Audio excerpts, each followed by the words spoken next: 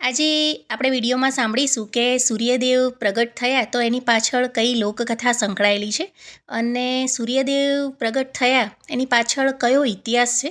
આપણે સૌ જાણીએ છીએ કે હિન્દુ ધર્મમાં સૂર્યદેવ પૂજનીય માનવામાં આવે છે અને એવું પણ માનવામાં આવે છે કે દરરોજ જો સૂર્યોદય સમયે સૂર્ય ભગવાનને આપણે જળ અર્પણ કરીએ તો કુંડળીમાં સૂર્યની સ્થિતિ મજબૂત થાય છે અને જેના કારણે મનુષ્યને સુખ અને સમૃદ્ધિની પ્રાપ્તિ થાય છે.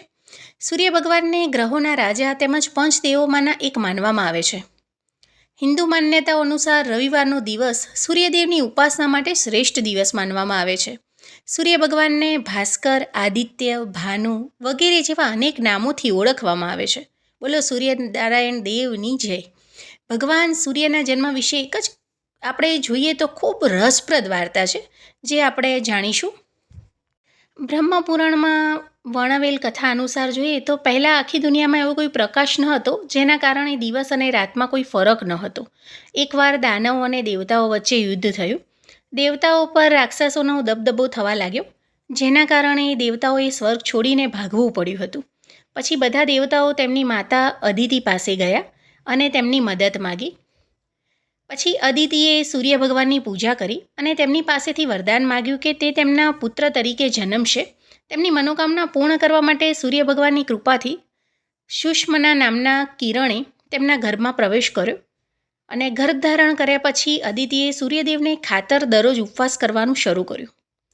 ત્યારે તેના પતિ ઋષિ કશ્યપે તેને કહ્યું હતું કે તે આવા મુશ્કેલ ઉપવાસ અને ધાર્મિક વિધિઓ કરે છે તેનાથી બાળકને નુકસાન થઈ શકે છે. પછી દેવી અદિતિએ તેના યોગની શક્તિથી ઈંડાના રૂપમાં ગર્ભને બહાર કાઢ્યો, જે અત્યંત દિવ્ય તેજથી પ્રજ્વલિત હતા. ભગવાન સૂર્ય એ ગર્ભમાંથી શિશુના રૂપમાં પ્રગટ થયા અને આખું વિશ્વ પ્રકાશથી ભરાઈ ગયું અને આ તેજથી ડરીને રાક્ષસો ભાગી ગયા હતા. આ પછી દેવતાઓએ ફરી એકવાર સ્વર્ગ પર શાસન કર્યું. એવું માનવામાં આવે છે કે તે જ દિવસથી સૂર્ય ભગવાન આકાશમાં ઈંડાના રૂપમાં સ્થાપિત થયા હતા અને એવું પણ માનવામાં આવે છે કે સૂર્ય ભગવાનનો જન્મ માઘ મહિનાના શુક્લ પક્ષની સપ્તમી તિથિએ થયો હતો, જેને રથ સપ્તમી તરીકે પણ ઉજવવામાં આવે છે. સૂર્યદેવની ઉત્પત્તિ વિશેની કોઈ પણ કથા હોય તેઓ બધા એક જ વાત કહે છે કે સૂર્યદેવ એક શક્તિશાળી દેવતા છે અને જે સમગ્ર બ્રહ્માંડને પ્રકાશિત કરે છે અને જીવનને ટકાવી રાખે છે.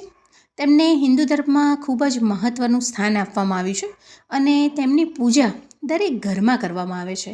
તો સૂર્યનારાયણ દેવની ઉત્પત્તિ કેવી રીતે થઈ તેની કથા આપણે સાંભળી અને આપને જો આ મારી માહિતી સારી લાગી હોય તો મારી ચેનલને સબસ્ક્રાઈબ કરો, મારા વિડીયોને લાઈક કરો અને બને એટલો શેર કરો.